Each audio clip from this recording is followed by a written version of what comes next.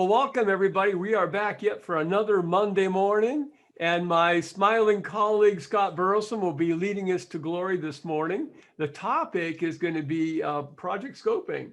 And as we were just chatting ahead of the start of the recording here, this is an area that, if you don't get that right, you can waste a lot of time, spend a lot of time interviewing, a lot of team meetings, and months could go by. So a lot of times we'll learn a lot during the actual interviews. It will help us scope. But also, Scott, there's a lot we can think about even before we start, right? There is. I think one of the things that maybe trips people up is they just expect the scoping to be easy or to be obvious. It's like a lot of things. We have a group of people, and I think we often all think we have kind of a common understanding, but once we start talking through it, we might see it a little bit differently. So I believe right now I'm sharing the Acme packaging demo. Is that what you see? You certainly are. Great. Okay, so before jumping right into it, let me set the stage for where we are in the blueprinting process. So this is the demo that everybody has access to. So we go into step one, market research, and we're going to presume that you've already completed 1.1 through 1.4. So you've gotten to here and you've selected whichever segment you're going to target. Now it's time to write the project scope. And so again, it might feel like, oh, we're pretty much finished and you've done a lot of good work, but it's also a time to slow down and be sort of methodical about how you think about it. And Scott, if I may, this is helpful for me. Sometimes I think I've been guilty in the past of blurring market segmentation and project scoping together. But I think I like the way you described it. I think we can think of market segmentation as picking the cluster of customers of similar needs. It's like picking the companies we want to talk to. Now, as you get into project scoping, it's more about the particular job functions and the topic we want to talk about, correct? 100%. And occasionally, especially when for new folks, like new folks that are just learning blueprinting for the first time, a common question they have is, well, what if customers don't have any problems? Well, then probably something's gone awry with this project scope, and I'll come back to that. But anyway, so now that we've kind of set the stage, we've completed 1.1 through 1.4. But before going into the material, let's go to the Blue Help resource. And this is something Dan and I've spent a lot of time adding to. We want to make sure it's a great resource because we're not always, of course, when we're coaching and or even outside of coaching, we're always available to answer questions. But the blueprinting practitioners, you need something at your fingertips, not to have to wait on us. And that's where we have Blue Help here. So if we go to Blue Help and I type in project scope, and what comes up? Well, we've got lots of interesting things. We've got something from Minesweeper, so that's not what we're looking for today. But here we have an article on finalizing the team's project scope from the methodology section. So if we could select that, but really today we're going much more in depth into this 1.5. So this is where we're going to go today within the software. And if I select this link, there's a video here, there's a little description, but a video which will very much take us through the material that we're about to cover right now. All right, creating a project scope. Again, it's something as Dan knows very well, something I have a lot of passion for it. And why is that? Well, let's talk about what we're going to need to think about to learn to do this. It is very critical. It is very critical. If with any project, like at the beginning, what's in scope, what's out of scope, and as I was mentioning just when we were getting warmed up here a little bit. So where I really learned product development was when I was with John Deere. And one of the great benefits I had during that time was that Deere really had decent and generous budgets to do market research. So I got to be the customer, the client, and participate in lots of market research. And what I learned was that when we got the results of the research back, it was always interesting. And over lunch with colleagues, it was always interesting to talk about, like what was learned. But that's interesting is a low bar. We want the results of our blueprinting project to be actionable. We want to know what to do about it. We want to know like what new products we should be developing, what ideas we have, how to evaluate those ideas. And so a great project scope is the difference in just interesting information and something that's really actionable. Okay. That's really interesting, Scott. Yeah. Yeah. Oh, good. Sorry. Well, hopefully, that's pretty good, Dan. Hopefully today's session will. So we've started out interesting. We've cleared that hurdle. Hopefully we can get it to be useful. That'll be our goal, and take it one more level. That's pretty good. Smart aleck. Oh, me. All right. So now our scope, and again, we're into 1.5, 1.5 in blueprinting. And so we want to have both an audience and a topic. Okay. So I like to use some more tangible examples to help talk through this. So for our topic, and also, sometimes we like to pick topics and scopes and examples that are close to our industry. Which is good, can be helpful, helps us to understand how does this apply to our business. But I will tell you this, your ability to be an excellent blueprinting practitioner will grow tremendously if you can think of more generic, more abstract, outside of your industry a little bit. So humor me as we look at this, as we walk through this medical example. So for a topic, imagine we're thinking about closing a wound with sutures. So this is the job to be done. In previous session, we covered jobs to be done. This is the job to be done we want to explore. Close a wound with sutures. But the next question we ask ourselves, so we might think that's obvious, but who do we want to help to do this? It could be veterinarians. It could be military medics. It could be nurses. This could be EMTs out in the field, or even people at home. But we're going to select surgeons. So you can see already we had the job to be done, but we also have to, the job to be done is not enough. We have to think of who the audience is. So now the audience is the who we want to create value for. The topic is what. It's the job to be done that we're going to help them to do better. And so that's what we're going to explore, is all the challenges, problems, etc., all those great areas of the blueprinting agenda during discovery interviews to help us understand what challenges they're having when closing a wound with sutures. Now, I mentioned this with sutures. We also could have pulled that phrase with sutures out, and we could just think about just surgeons who close wounds. And how would this change? How would this change the way we think about it? Well, if we kept sutures as part within the topic, it's not better, it's not worse, it is narrower. When we list a context, and in this case, mentioning a solution is part of the context, we have a narrower job. It's not better, it's not worse, it is narrower. We could also have narrowed it even further. Close a wound with sutures in a hospital, or close a wound with sutures in the field for the military, right? We could tighten this scope, we could broaden it. And with each context we list, we narrow the scope. And this idea of how narrow or how broad is something that teams will struggle with. These are questions they have to ask themselves when creating the scope. And I think one reason that teams find this to be a little challenging is they have these inherent assumptions. Some people are thinking that, oh, we should be listing the sutures. Some people are, because that's our business. Maybe we make sutures. We should always be thinking about sutures. Other folks might be thinking, well, it should be more broad.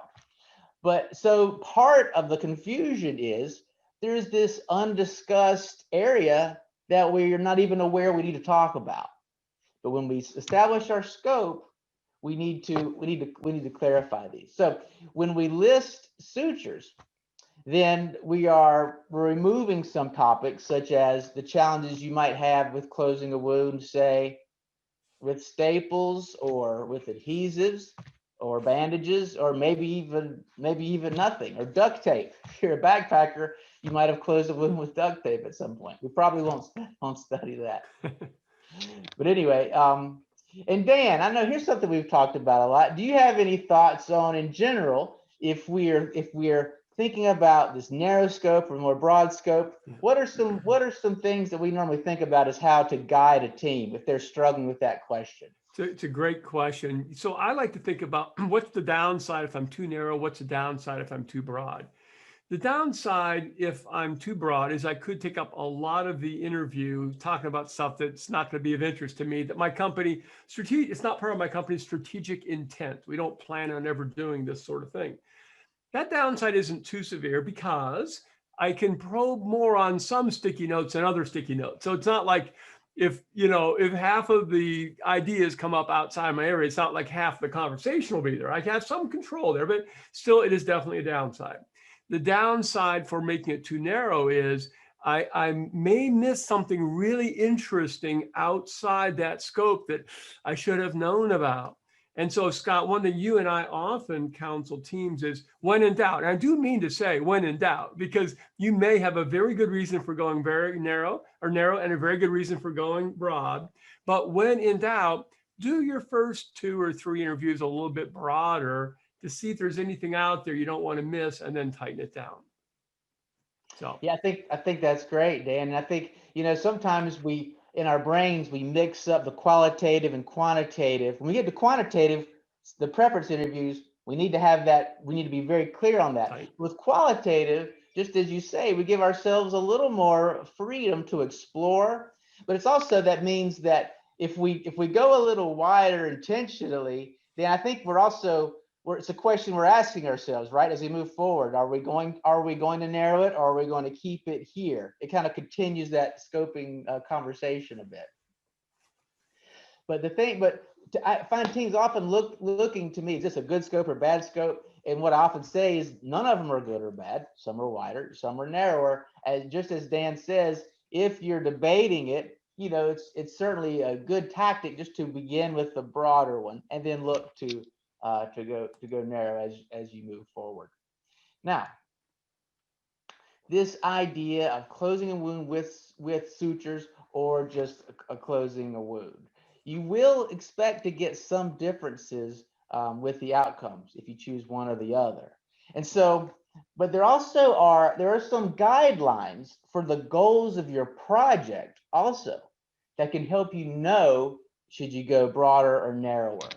And again, it's not good or bad. It just depends on your goals. If, for example, your company makes sutures, as product manager, you are given the directive to make the next generation of those sutures. Then it might be so you're going to get outcomes about the sutures breaking or even threading needles. And you're not going to uncover outcomes about threading needles as easily if you scope it more broadly. And so for more smaller scope innovation, if you will, making that next gen product modest improvements, then that's a time where you might want to actually list your solution. So conversely, it might be something to think about going more broad if the goals of your project, I should say, are more long-term innovation. Our R&D folks are really looking for some areas to develop and invest in.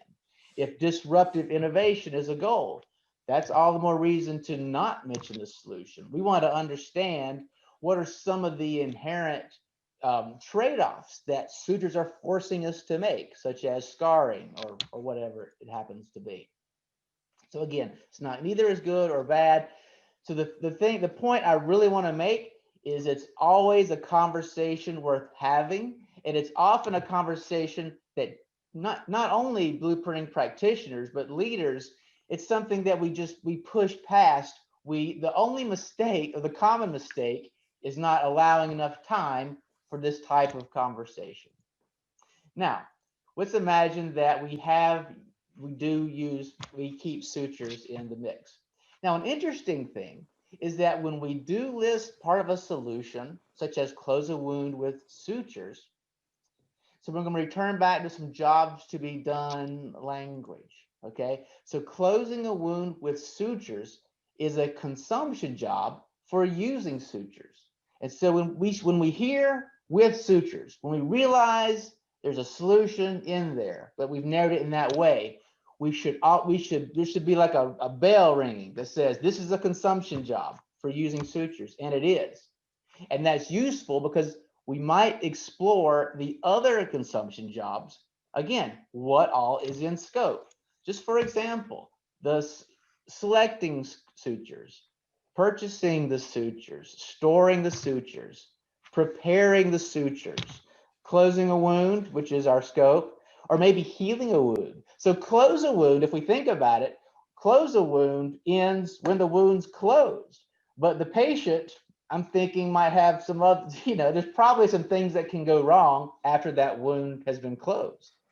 When we list close a wound, are we presuming that it's just a process of closing it?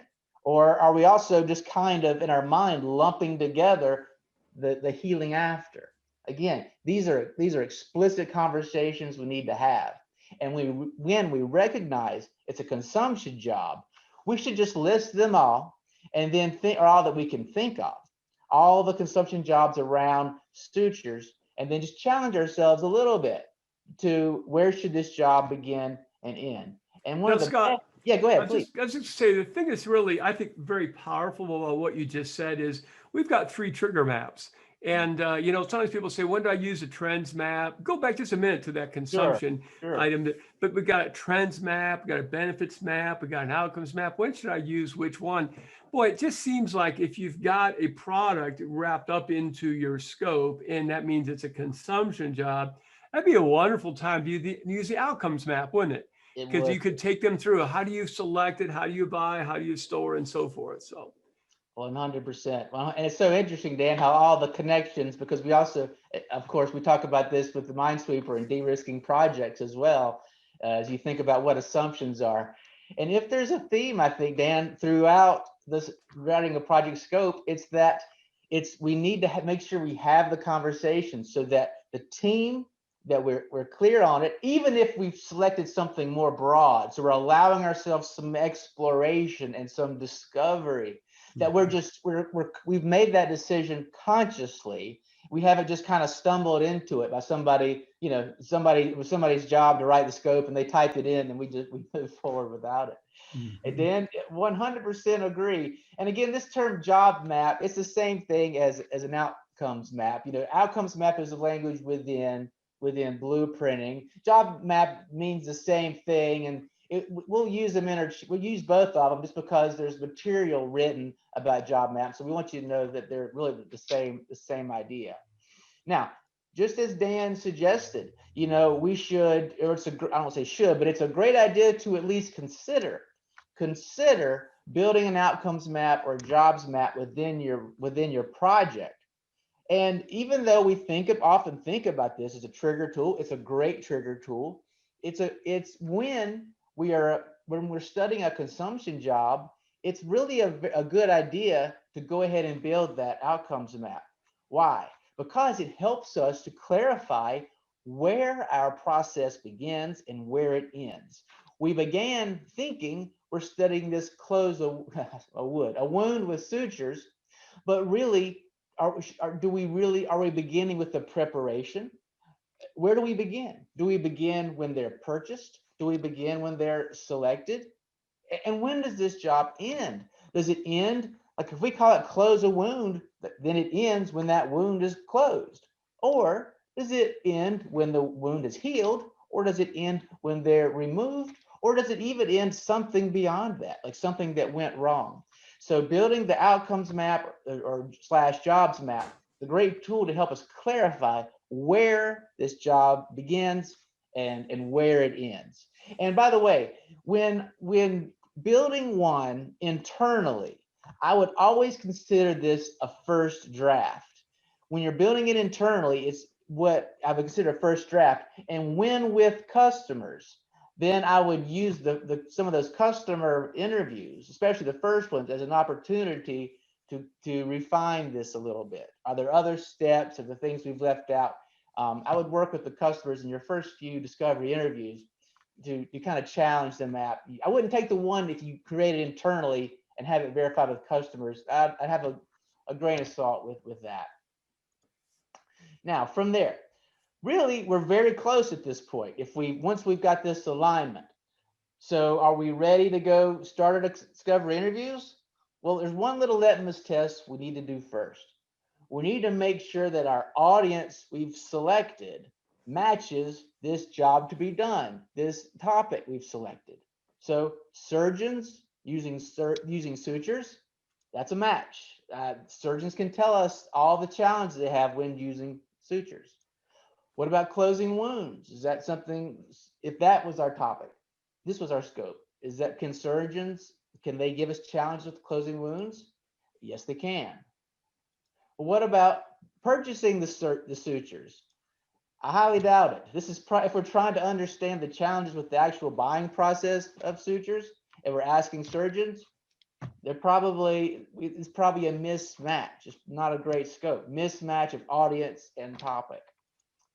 What about storing the sutures? It's probably, again, not something surgeons are doing. Preparing sutures for the operating room. Maybe, but I'm doubting it, actually. That's probably something somebody else is doing. So let's think about a different audience. What about the hospital administrator? Just so remember, new product blueprinting is a B2B optimized process. So we're going to talk about these different roles. So how is this as a scope? We've got another audience, the hospital administrator. But are we going to ask the hospital administrator for all the problems they know of with closing wounds? It's not a great mix. It's not a great match because it's not something they're doing. We want the audience and the job to be done. We're studying that topic. It should be something they have direct experience with, ideally. Now, the hospital administrator buying sutures, now we've got something. Now that's probably a good match. Now I want to, from there, I'm going to slow up for a second. Does anybody have any questions about anything we've talked about here so far? And Phil, just free to unmute yourself and jump right in if you like as well, okay?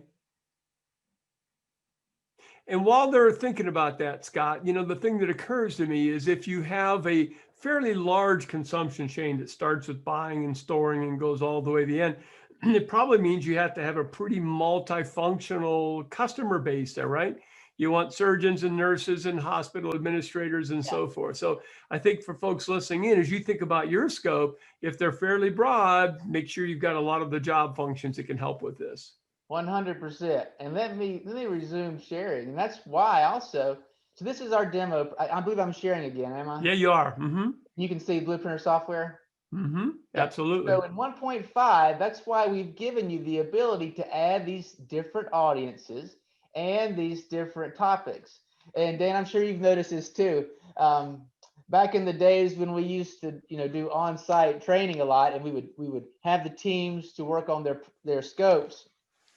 If you let them go too far before you're able to help them, sometimes they start writing company names down here. We're not writing company names yet. But this should be certainly roles, and it should be a match of whoever the audience is. So shippers, they certainly can tell you about the shipment of packaging, for example. Mm-hmm. These should be a match. So just as Dan said, you can even consider this a little bit of an exploratory, meaning that you could go ahead and feel the freedom to add maybe even more audiences than you're going to go into. Although there's nothing wrong with just having a single audience here either. You could use it a couple of different ways. One is if you wanted to have a separate meeting with hospital administrators and have a second meeting with surgeons, you could use it for that. And then the value chain is what we're showing here. If you were making resins for paint, you might want to have a different way of describing why you want to talk to them. In other words, a different topic if you're talking to a paint producer versus a paint contractor. So those are the ways you can use that. Right, 100%. And so this is not where we add the company names. So once we've done this, we move into discovery and then to 2.1. Sorry, I know I clicked here quickly a lot. So we use the software so much, we get used to clicking around quickly. So you're in 1.5. So now you finished 1.5. We're ready to go to that next step, and we go into discovery. And then at this point, We can think about what are the different profiles, types of customers we want to interview, and we ultimately list our respondents, our customers here, not in 1.5 as some folks, and I can see how that would be confusing, but the actual customers are listed here. And Scott, if you click on the prep sheet, this is something we don't talk about a lot, but if you haven't already come up with a topic, it says copy topic from another interview. What it should really say is copy topic from another interview or from 1.5. Right. Because if you did create some topics at 1.5 in that red tool, that will be one of your options. It makes it a little easier. You don't have to retype that. 100%. And again, it's a common, it's funny, the concerns new product blueprinter practitioners have, if you follow me on that. And one of them is, well, what if customers don't have anything to say?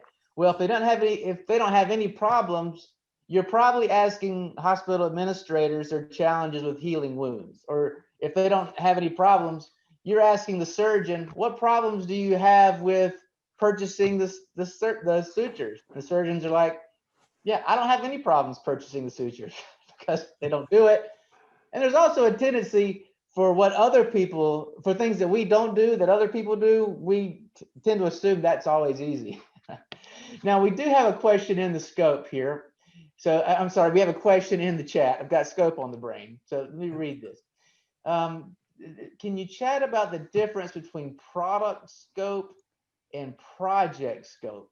Traditionally, product scope is the feature of the product itself, where project scope focuses on steps to deliver a product or service. You recommend the same lessons in both types of scope? So that's a great question, and it's highly related. So within the project scope, we are talking about what we want to learn about. We are talking about the customer and the job they're trying to accomplish. The thing we want to understand where their challenges are. We want to understand what those desired outcomes are so that we can create new solutions, new products to address those. So surgeons who are closing wounds with sutures, that's great. That's what we want to understand. We're not going into military medics in the field who are also trying to close wounds, although you would certainly expect these audiences to have some things in common. Likewise, veterinarians who are closing wounds with sutures, I'm sure they also have some things in common with the surgeon. In fact, it's a special type of surgeon if you think about it. But anyway, we've made this decision of where we want to learn. Now, for your question about product scope, that might be a thing of terminology, and my assumption would be, and Melissa, feel free to unmute yourself and clarify, but what occurs to me is, like, if you've been given the directive to build you might be given the generation to create the next generation sutures, or in which case you've got limitations around, your next product, it's going to be a suture, right? It's going to be stitching, but maybe you have maybe you fenced in, it can only be made out of certain materials or whatever. But I'm making some assumptions there. Melissa, feel free to unmute yourself if that didn't answer your question adequately. This is Melissa. Yeah. Yeah. I was just reviewing some of the literature regarding this, and it seems like the product scope was actually the tangible product. And then you had talked about earlier just the narrow scope versus the broad scope in particular. I think that's where it comes down to is what perspective are you looking for? And so that seems to have answered my question accordingly. And then when you talked about the outcomes map in particular, when you're selecting the sutures, with that being in scope, you could probably probe down a little bit more if you had specific product questions compared to the project in question. So thank you for the clarification. You bet. And if you do have some specific questions, so when we get to, when you get into the interview itself, let's say you actually do have some specific questions. Well, you've got your scope here. By the way, it should always be written up here. But let's say you've got some really specific questions you want to ask about the packaging or about the sutures or whatever. You actually can do that, but save them to the end. Save them to the end. First begin, let's just kind of be faithful to the process first and give the customer the first opportunity to kind of empty their minds. What are all the challenges they have? Because then when you get, by the way, when you get to, they might bring up on their own some of the things you're wondering about. And if they bring it up on their own, wow, you learned something. You learned that. You learned that it was at least on their mind enough to bring it up on their own. If you bring it up, then you'll never know if they would have or not. But if you do have these specific questions, you can either bake it into an outcomes map, and you could have the topics here. Or if you have really specific questions, you can still ask them, but ask them like at the very end, maybe even after the top picks, because you already have your data at that point. So you're in no danger of corrupting the process or overly influencing them. If you hold those, as opposed to if you ask those questions at the very beginning, well, you've just influenced, you've put your bias in the entire, you just put it out there for the interviews. If you have some real specific questions, you can ask them, but save them till the more specific they are, the later in the interview, maybe at the very end. You want to hold on, you want to wait. If I could add to that, Scott, I love your question, Melissa. Now, this might not be appropriate, but in many cases, as B2B suppliers, we tend to think a lot about our product and maybe not enough about the customer's job to be done, especially at the onset of a meeting. So if you're in a project, so if you're in meetings, any of you, and you hear people talking about the product scope a lot and really focusing early on in that, you might say, guys, would it be a little more helpful to think more about the customer's job to be done and put more mental energy into the customer's job to be done at the beginning? And then that will tend to define the product scope, the product design a little bit later. So I'm not saying that's a problem, but it's a caution, I would say, to be careful not to focus too much on the product scope too soon. You remind me of something, Dan. You also could have, let's say back to the sutures example, you could have written the scope without the solution, just closing wounds. And then in your trigger map, you could list all the solutions. You could have sutures, staples, adhesives, bandages. And then that could be like your trigger map. So you begin with just closing wounds. And then you would say, you know what? Because maybe the surgeon uses multiple methods. So tell me about the special challenges you have with suture. Now that you've already covered just closing in general. Oh, we get infections, we get this. Then you could go, well, tell me about the special challenges or problems with sutures, or the special challenges, problems with adhesives, or just with bandages, or with whatever. Yeah. So that you could put those specific topics into Duct tape. Duct tape. Yeah, exactly. This is really good. Other questions that we have on this? Do you have some more slides, Scott, or not? I don't. Okay. So we're nearing the end of this topic. We want to give some time for any free-form questions you may have also. But anything else on this before we open it up to any other questions you may have?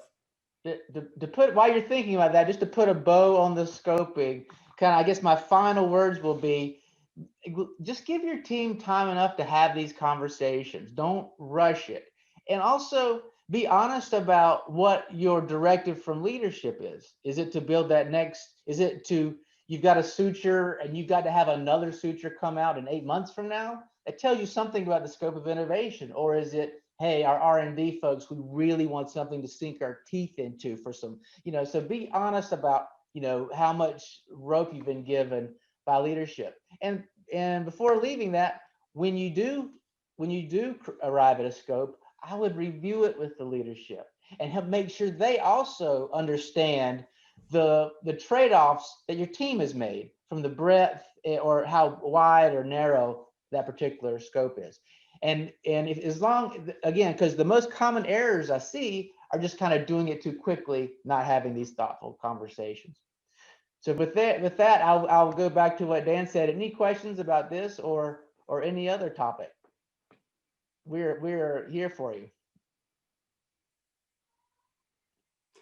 Scott, why don't we go to the next Monday master classes? And while you're doing that, I think that the more we think in terms of jobs to be done, the better we're going to be at this whole project scoping. So let me put a plug in for Scott's book. Go out to Amazon and look up Statue in the Stone by Scott Burleson with 48, count them, 48 laws for jobs to be done. But I really think if we get that mindset on customers' job to be done, it does help a lot with the project scoping. So I'd invite you guys to take a look at that book, Statue in the Stone. Yeah, thanks for that, Dan. It just jobs to be done. It just gives you a language to navigate these conversations, just like building the jobs or outcomes map, or hey, that lists a solution. I recognize that as a consumption job. What are the others? So it gives us a language to communicate with each other as we're framing it up. Yeah. So yeah, if anybody gives me a good review, I'll buy you a chocolate milk or something. I'm not above that. All right, so now let's go. Where can you find this recording, past recordings, see what's coming up next in the master classes? We'll just go to the aiminstitute.com and go to training, and under blueprinting training, right here at Monday master classes, select that. Presumably everybody here is signed up for this, and if you're signed up, then we will periodically send you meeting notices just for the next session. Again, attend the ones of interesting topics. Don't worry about the ones that you're not as interested in. So probably everybody here is signed up, but you can sign up there to get these meeting notices. Here's what's upcoming. So this was today, creating an excellent project scope. And next, Dan, why don't you tell us a little bit about what's coming up on November 9th? Yeah, this is a fun one. So a number of years ago, I was working with one client, and this one lady, she had this really cool approach. She would take the data from discovery and preference a little bit and a whole lot of secondary market research. And after she was done interviewing people in her market blueprinting interviews, she would present them with this beautiful 10, 12, 14 page, gorgeous market research report, very narrow, very specialized. And they would go, wow, this is fantastic. And then she would use this to entice people. She'd say, hey, for those who participate in the interviews, we're going to be sharing this kind of data. Then she would use it for follow-up. It's fantastic. Well, her name is Kelly Lawrence. She left the company earlier this year. She is now an AIM coach. And Scott and I have been working with her, and she's going to now share with her secrets on how she did that, and even has a new service where she can help you do that as well. So make sure you check that one out. That is one we do not talk about at the workshop. Even when we were doing 3 days of workshops, we didn't talk about that. So check that one out. And then look at the next one, November 23rd. I often get questions on how does this fit with strategic planning? I spent a good part of my career when I was inside of companies heading up strategic planning. I absolutely love this area. And what we'll do is share with you how you can tie strategic planning and blueprinting together. So I think we'll have a little bit of fun with that one. Bring your strategy people to that one. And then I'm really looking forward to December 7th. We try not to bomb on that one. Scott? That's I don't know how we end up on December 7th. But at any rate, this one is something we do not cover in our workshops. It's how to gather economic data during interviews.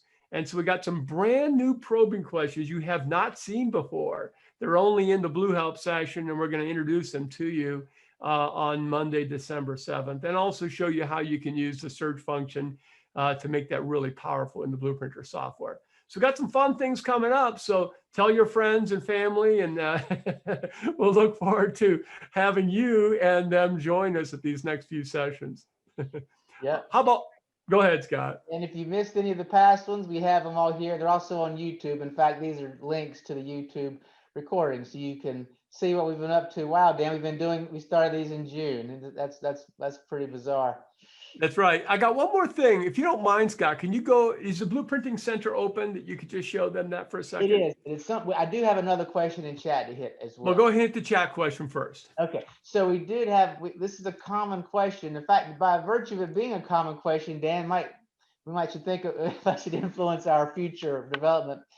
But the question is, during discovery, I've got customers listed here. And well, I want to delete some of these customers. Well, from whether it's customers or virtually anything, we don't let you can't delete a customer is a short answer to the question. Why is that? Well, one of the things we wanted to do with Blueprinter software is we wanted to avoid the extra complexity of different hierarchies of access rights. And somebody has to assign rights to change this and change that. And we wanted everybody to have the same level. Now, the negative of that is any one individual has also the possibility to create a lot of chaos within the project. So it's as part of our chaos limiting guardrails, if you will, you cannot delete a customer. Now we do have a feature upcoming. We'll give you a little view into the future of where we'll have an archive section down below. But Scott, do we have time for the cheap tricks section of our Monday Masterclass? yeah.